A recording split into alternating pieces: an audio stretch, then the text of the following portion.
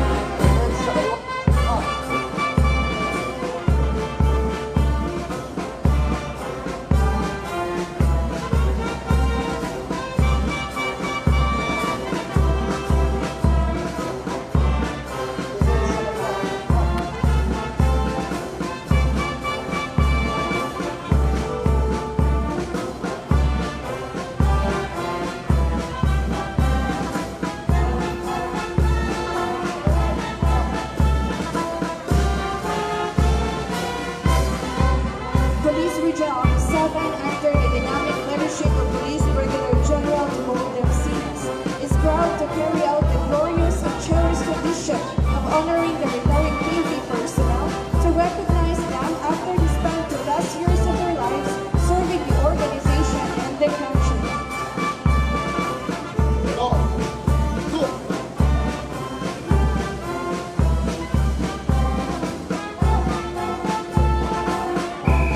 Today, Police Regional Office 7 is honored with the opportunity to host these honors to one of the retiring PNP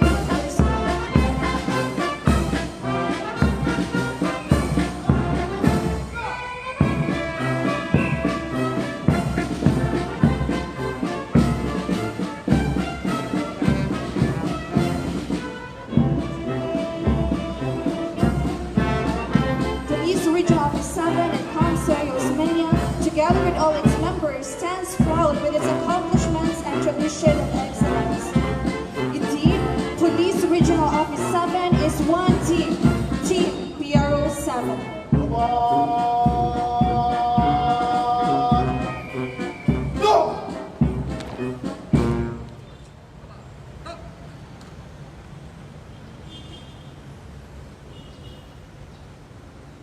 Please all rise for the singing of the Philippine National Anthem.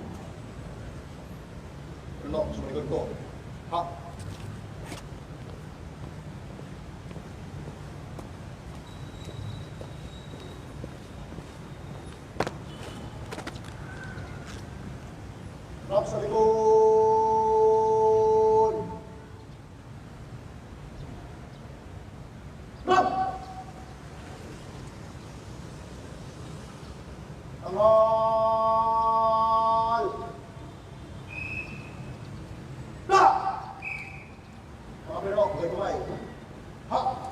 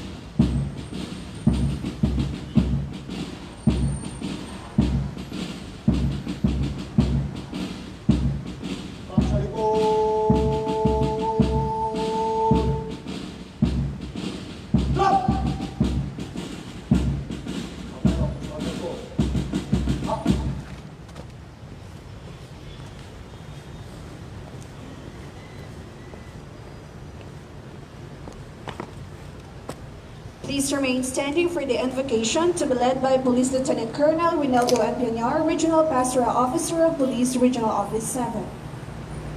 Let us now put ourselves in the presence of our loving and forgiving God. Let us pray. Almighty God, we lift our minds and hearts to you as we are gathered here for our traditional flag raising ceremony and for the retirement honor of Police Colonel ROMEO PERIGO. Hear our prayers and accept our gratitude to you, Lord, for all of us and for our honoree this morning.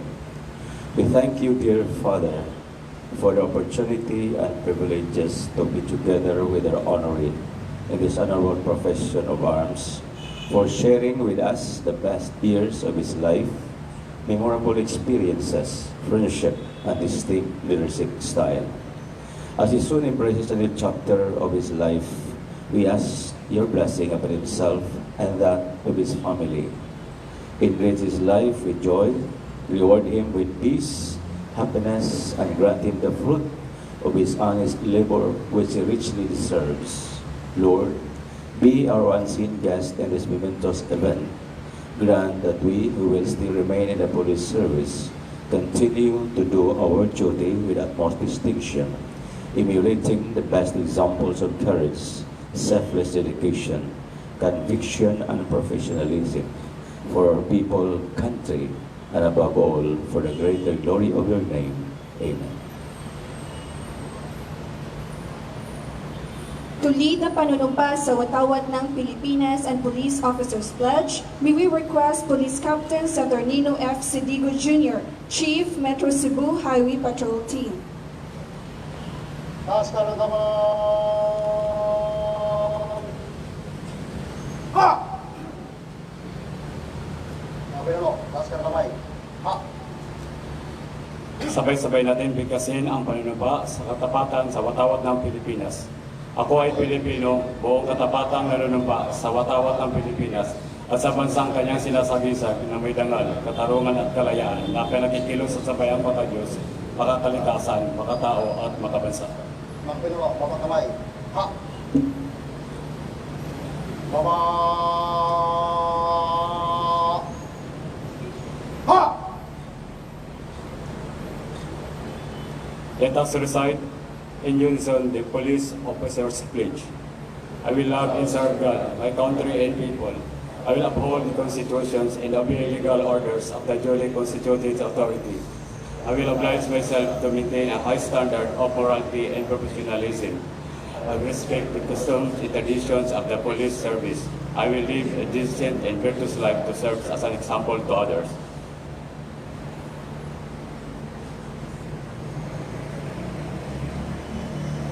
Please be seated.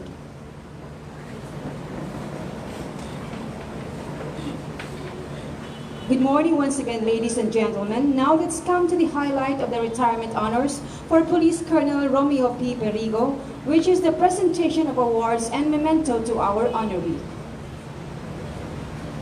We would like to request our Regional Director, Police Brigadier General Dibold M. Sinas, together with the members of the command group, to present the awards.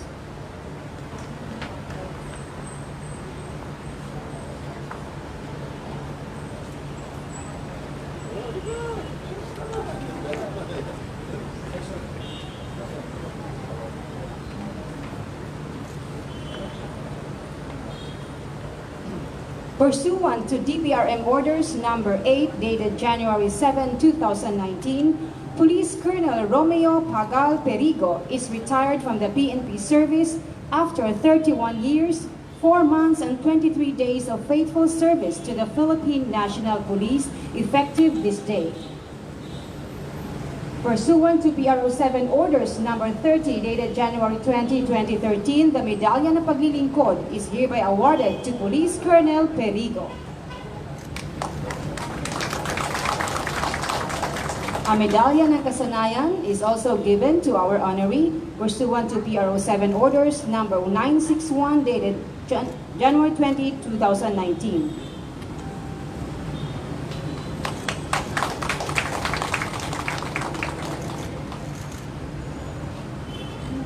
Likewise, our honoree will be given a plaque of recognition for his invaluable services rendered to the Philippine National Police.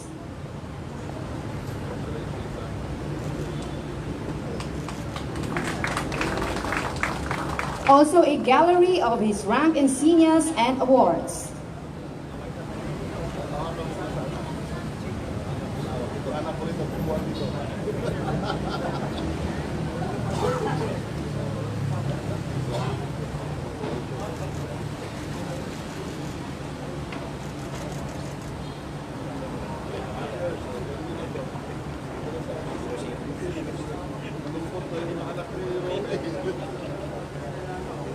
An ATM replica representing that Police Colonel Perigo will receive 5,245,196 and 36 centavos for his commutation of accumulated leave and a monthly pension of 107,179.81 centavos.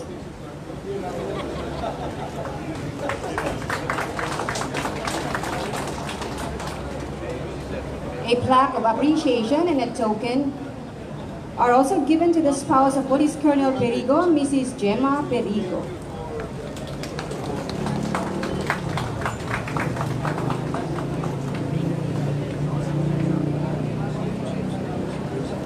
Kay Mrs. ba niyo o kay Mr.? Kay Mrs. din.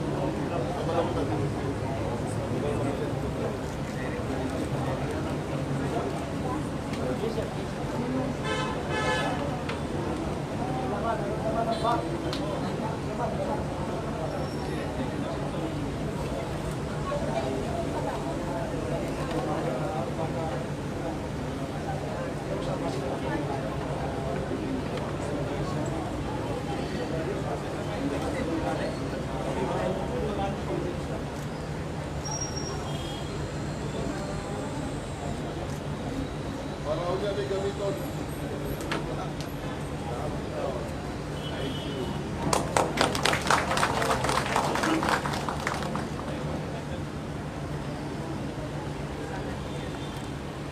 Likewise, a bouquet is also presented to the spouse of Police Colonel Perigo, Mrs. Gemma Perigo.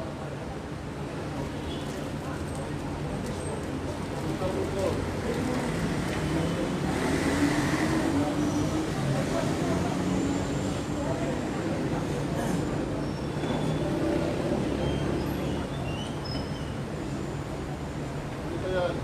Lupa mo na. Trust. Plate at saka council.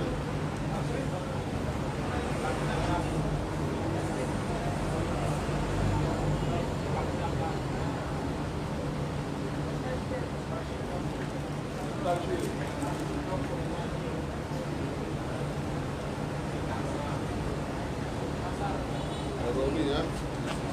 Likewise, a pair of 7 officers and unit patches is also presented to our honoree.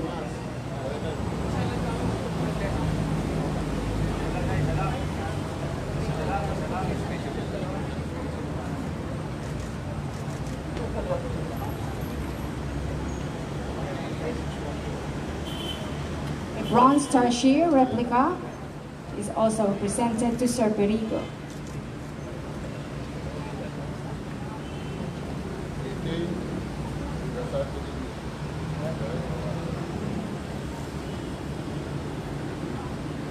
Finally, our man. Nakaipankapit. Thank you. Hero 7 Mog.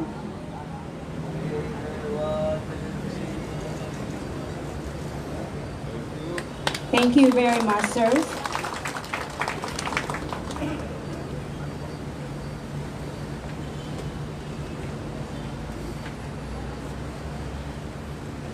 And now, to read the retirement orders, we'd like to request Police Colonel Julio Cesar Gornes, the officer in charge of the Regional Personnel and Records Management Division.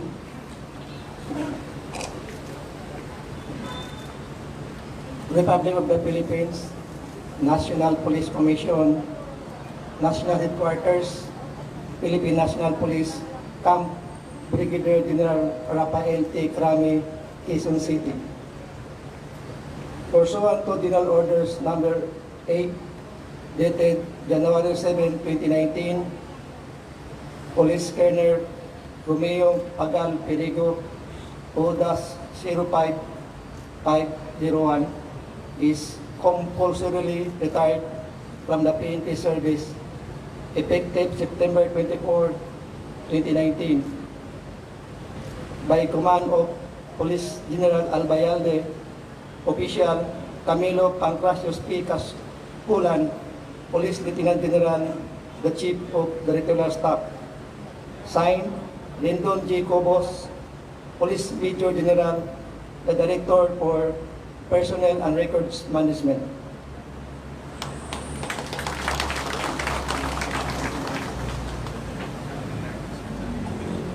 Thank you very much, sir.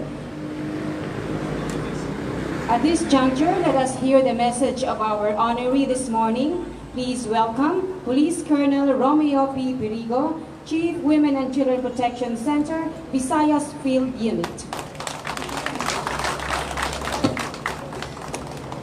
Please sit down, sir.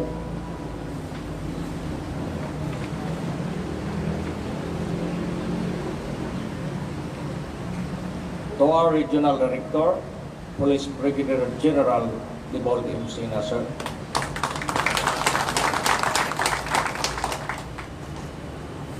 The members of the command group, Police Colonel Ronald Oliver Lee,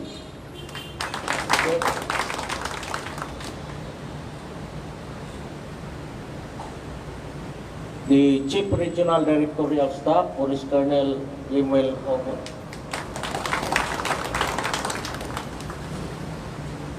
Jail Superintendent Arnold Boynacosa, my classmate, sir.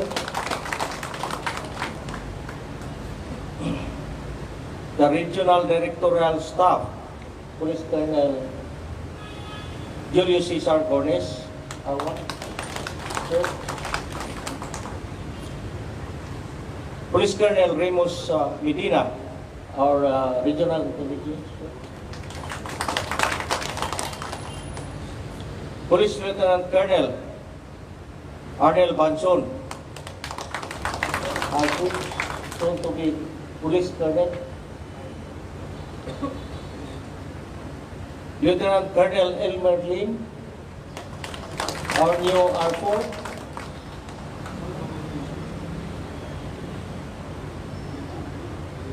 Police Colonel Renato Dugan, our R5.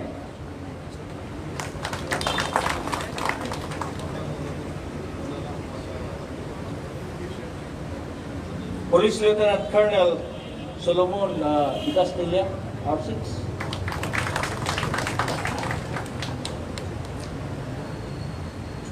Police Lieutenant Colonel Josepino Ligan, R7.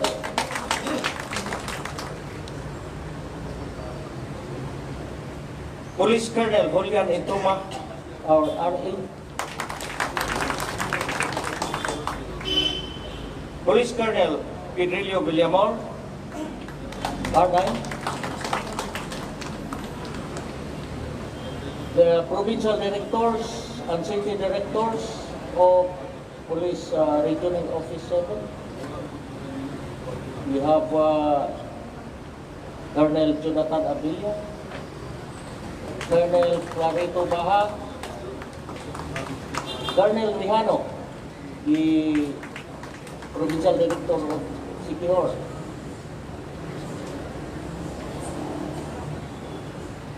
Colonel Bumalay, the ERMD of WCPC.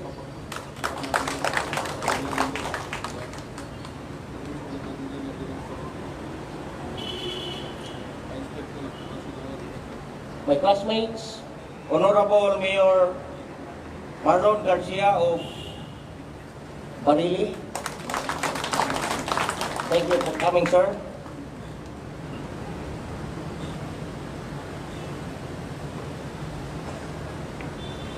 And officers, Regional Chief of NASO and NOSO, the non-uniform personnel, the parading elements. Good morning.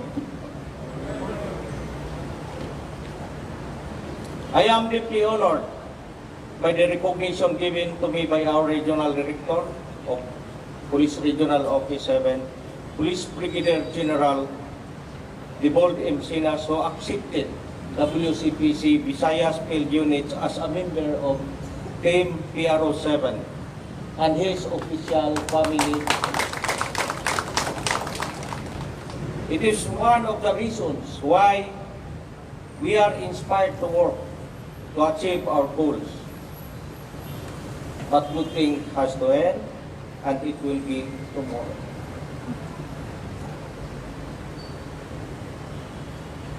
I will be completing tomorrow my tour of duty for 31 years, 4 months and 29 days in the service, and I've spent most of my productive life protecting people, and things will suddenly change. One day from now, I will be bowing out of the service and return to civilian life. It's sad, and I am also happy. It is a mixed feeling that I have today. If I could turn back the time, I would do so to extend my service to the people and rescue the most vulnerable members in our society.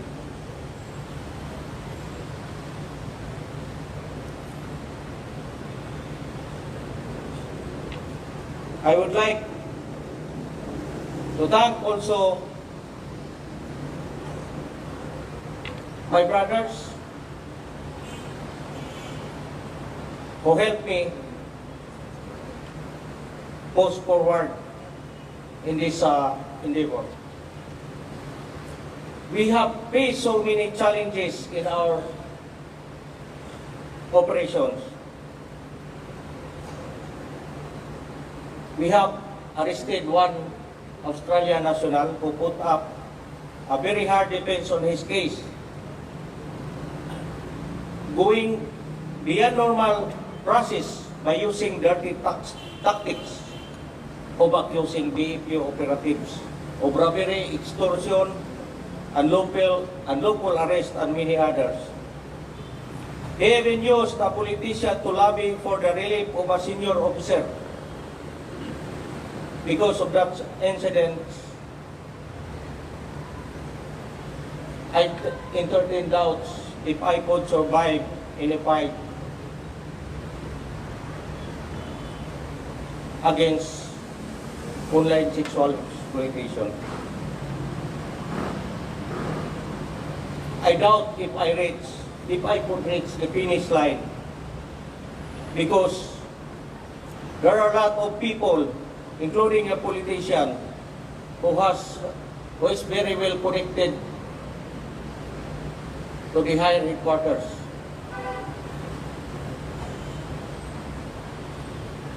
But there are people who believe that we did right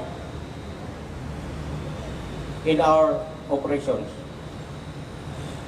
Thanks to Detective Superintendent Richard Stanford of Australian Federal Police, who extended his hands in helping us. We also received help from Regional State Prosecutor's Office under Regional State Prosecutor Fernando E. Gubalani. We also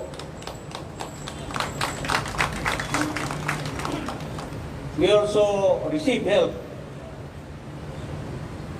from IGM under Attorney John F. Tanaco, Attorney Lucille Dihito, and Attorney Goico. These are all IGM lawyers.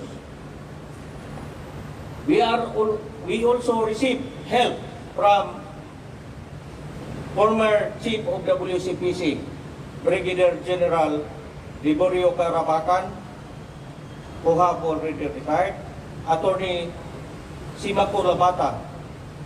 Together, they provided a needed support, helping our team, drafting our counter affidavits, executing affidavits in our favor,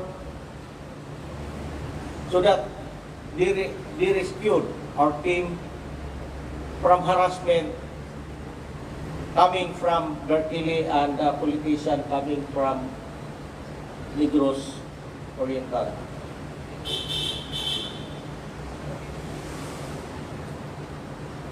To IJM lawyers who passionately assisted us in all our OSIC cases, I appreciate your kindness for spending the precious time and effort to bring justice to women and children who have put themselves alone. To my team, I appreciate your skills and attitude to work. I am forever grateful because God has crafted well His plans and made it a reality, that I was able to render my service to the people who really need help.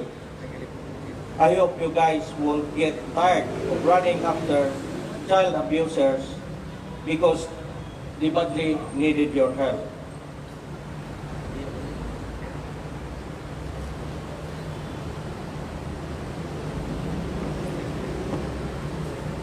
To our Regional Director, maraming salamat po sir sa suporta na binigay mo sa amin ng WCPC Visayas Field Unit. And to my colleagues,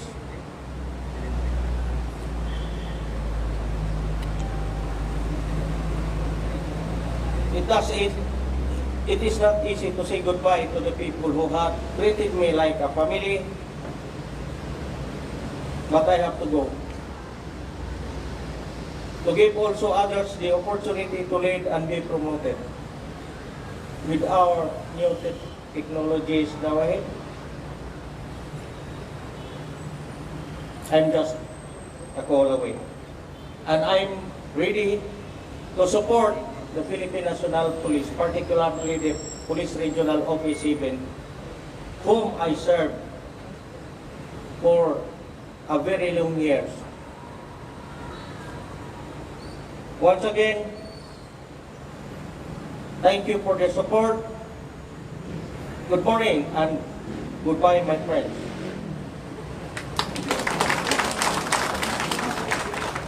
Thank you, sir.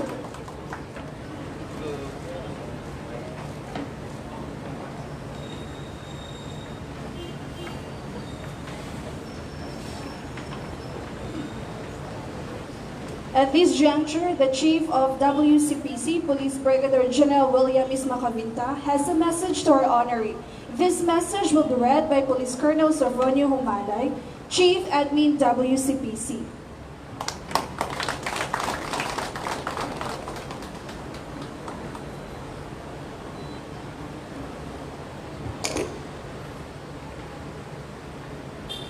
Good morning, sirs. To our Regional Director, Police Brigadier General Dibold Sina, sir. And of course to the newly retired tomorrow, Police Colonel ROMEO PAGAL, PERIGO, sir. To Jail Superintendent Arnold Buenaposa, sir. As I remember the serial number during his cadetship life, CDAS 90024.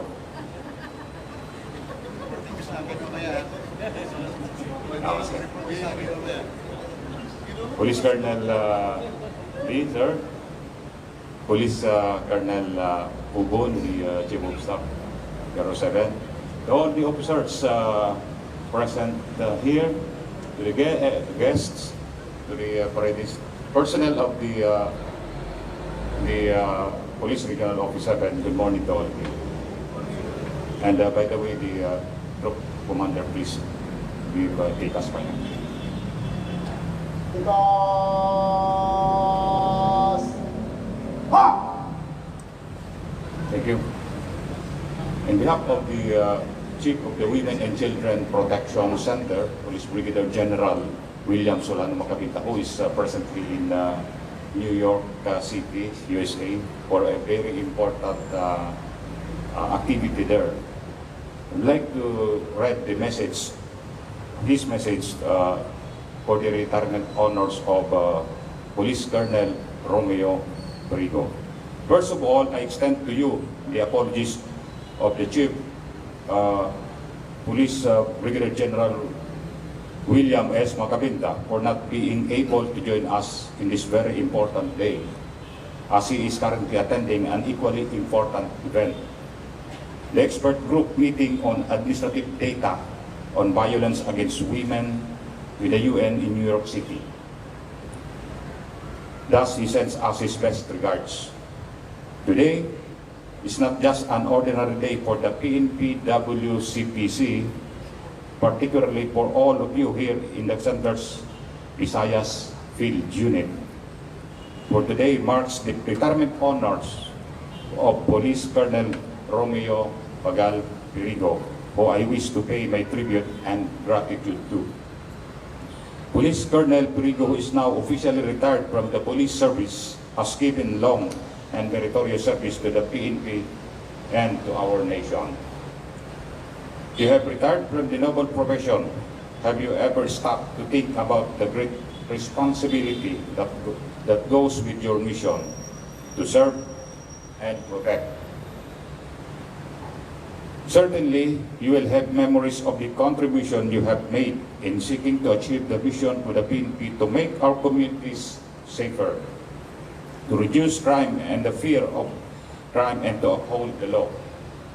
In your retirement, you look back and feel proud of the part you have played in seeking to build a culture in the police service that reflects the values that underpin the police service. 58 operations conducted, led by you as the Chief, Visayas Field Unit, 99 cases filed, 66 persons arrested, of which 11 have already been convicted, and 194 victims rescued in scale counting. As I speak, the 12th conviction is coming thanks to the perseverance of the Visayas Field Unit under the untiring guidance and initiative of Police Colonel PERIGO. You have made us all proud in delivering quality policing, building trust by listening and responding, working in partnership with the citizens. The strength of police service stems from its partnership with all sectors of the community, respecting and supporting each other, working as a team, learning from the experience, and finally finding ways to be even better, treating everyone fairly, being open and honest. Sadly, you have retired at a time when your services are needed more than ever, while some level of crime may always plague our society. Crime and violence is in an unacceptable level and at this juncture in our history. The success of the PNP will be decided not by blunt statistics, but when everyone walking our streets believe it to be so, when the police has won the confidence and respect of a wider community. The reward of the service will be our community support for the work it does, while society owes a debt of gratitude to our dear Police Colonel PERIGO, who retired having performed his duties faithfully. It will be remiss of me not to highlight the need for the noble profession to rid itself of those of its members who bring the PNP into disrepute. I often watch news with a heavy heart, having had to deal with cases where the police, men and women, have been involved in wrongdoings. But I am determined, with every breath that I breathe, to work with others to build a service of which we can all be proud. If we are to police properly, then we must meet the demands of the 21st century. The new challenges require new ways of thinking and acting. We need a service that provides strong leadership, planning and priority setting, and clear direction, like that of the overall performance of Police Colonel PERIGO. My dear friend and colleague, Romeo, you have retired from the work, but you have not retired from life. In many ways, life begins at retirement. By today's standards, you are a young man and with a lot to offer to your immediate communities and to the wider society. With your zeal and enthusiasm filling the room, I urge you to reflect on how you are going to use your wealth of experience, your special God-given talents and gifts from the common good. Pamper yourself, love yourself, find time to play with your grandchildren if you have served, to meet relatives and friends whom you have not seen for a while, to go to the beach, and so on. But do not forget to challenge yourself to experience new things outside of your comfort zone. Now is the time of your life to continue being productive in areas in which you have interests.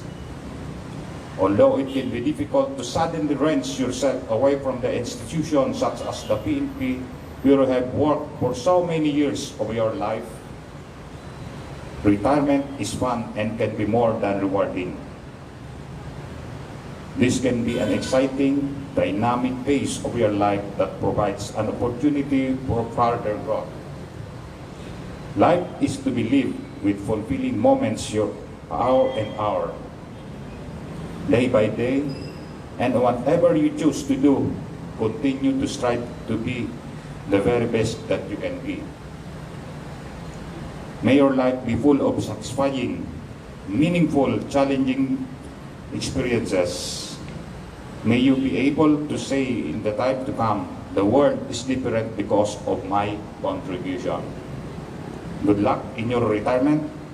Enjoy these golden years. God bless you and give you long, healthy, enjoyable life.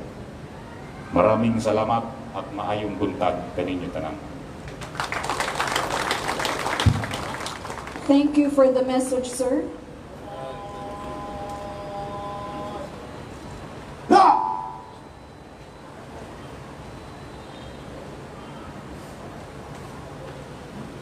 And now, ladies and gentlemen, let us hear the message from our Regional Director, Police Brigadier General Deboldem Sinas.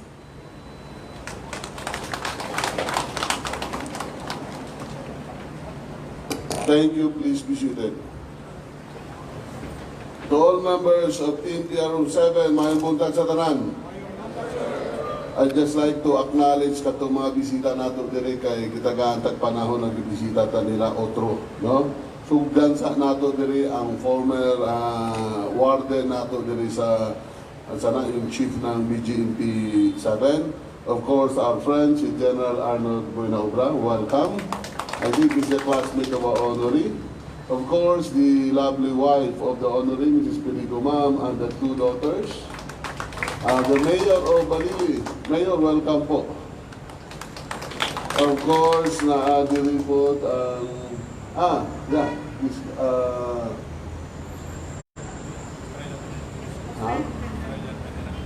representative of the Assistant Federal Police representative. Welcome. Of course, ang representative ni General Macabita, nakasama ko na ito doon. Magde-general na rin ata o magre-retire. Si Colonel Bumalay, welcome. Join us mamaya. No? Join us mamaya. To our command group, Colonel Ronald D., Colonel Obon, to the regional staff who are here, and the regional chief of officers, mga PNCOs, the lovely ladies of PRO 7. Huwag manindog sa mga lovely ladies. Tignan mo lovely ladies. Tayo yung mga lovely ladies. Yung lovely lang. Yung hindi wag na. To our INUPs and to other guests, mayang buntag sa tanan. Today we have celebrated or we give honors to Colonel Romeo PERIGO for his long service. I have worked for him at least this 1 year, more than a year, and I know he's doing very good job in WCPC. I've been monitoring his job, that's why I offered to do this honor to him because I know he deserves this. Okay? If you know me, I just not give honors and time to those who are not deserving. Okay, because it's useless giving honors just for a lip service. This is from our heart, Romy, from the whole PRO7. We believe in you and we know that you have done a job well. We also know that you receive harassment, and that's part of our job. And looking at it, you should be proud that any harassment you have survived is a feather of your cap. And I think this will serve an example to others that you could not always put a good man down. Okay? There's always a time for reckoning, and there's always a time to see justice. To everybody, stay after the event. Please stay around because we'll be having the blessing and ceremonial turnover of some of our equipments, particularly the helmet, tiplars, and other equipment that will help our policemen in the fight against criminality, particularly drugs and the resurgence of CNN. Okay? We have also here the medicine. Okay? This is being donated by the PCSO to us for our medical and dental outreach on September 27 at Barangay Buena Vista, Hinulungan City, Negros Occidental. So if you're around, you could join the program, the outreach. This is for our mga kababayan doon sa Negros Oriental that really needs this kind of medicine and services. So everybody, to our honoree, I just advise, find a reason to get up. Okay? Please find a reason to get up. Retirement is not the end of life. This is just another beginning of another journey. Okay? You have to survive the first 3 months.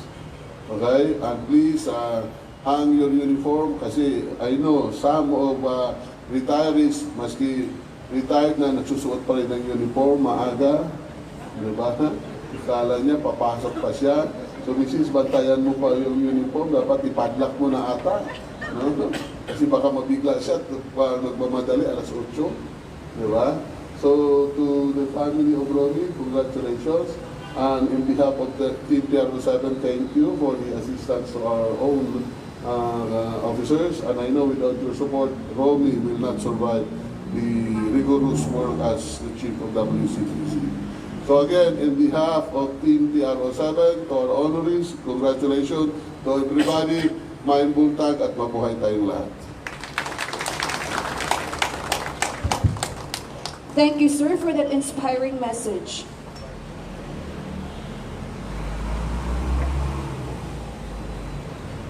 At ngayon po, sabay-sabay po nating awitin ang PNP hymn, Lingkod ng Bayan.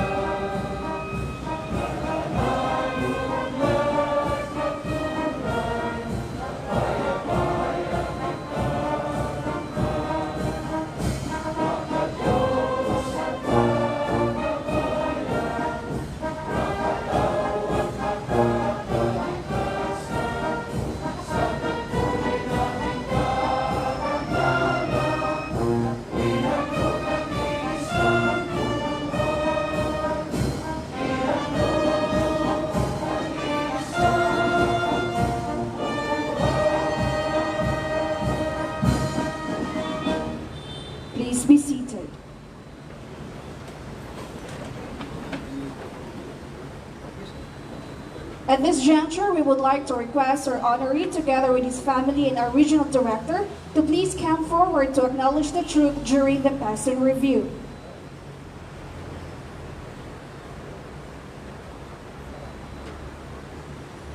Mga Panginoon, sumunod ko. Ha!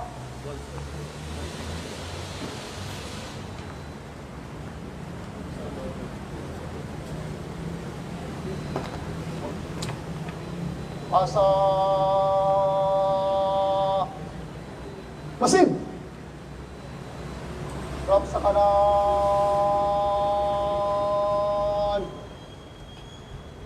Drop!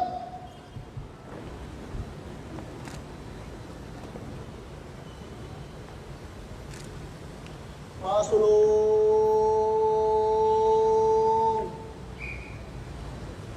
Yan!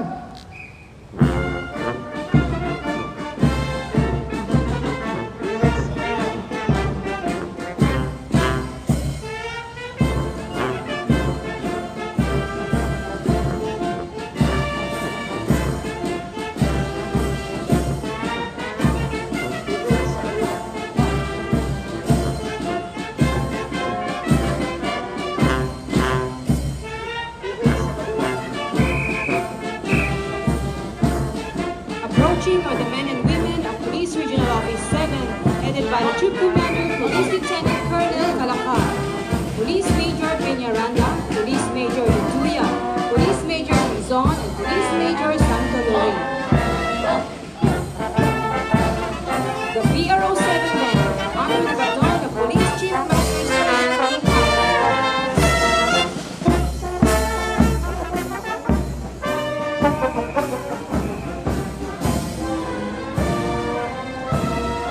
Bravo Company Commander, Police Major Villarin, with EXO, Police Captain Pañares.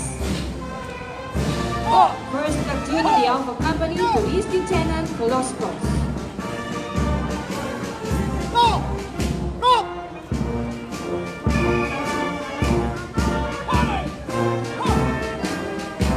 The second Platoon of the Alpha Company, under Police Executive Master Sergeant Salim Bangon.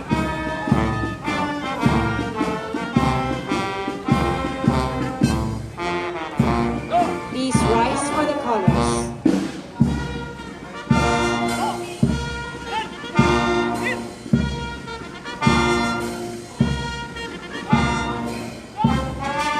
We may all be seated. Thank you. Bravo Company Commander, Police Major Rife, with EXO, Police Captain Barrios. First Platoon of the Bravo Company, under Police Captain Pasita.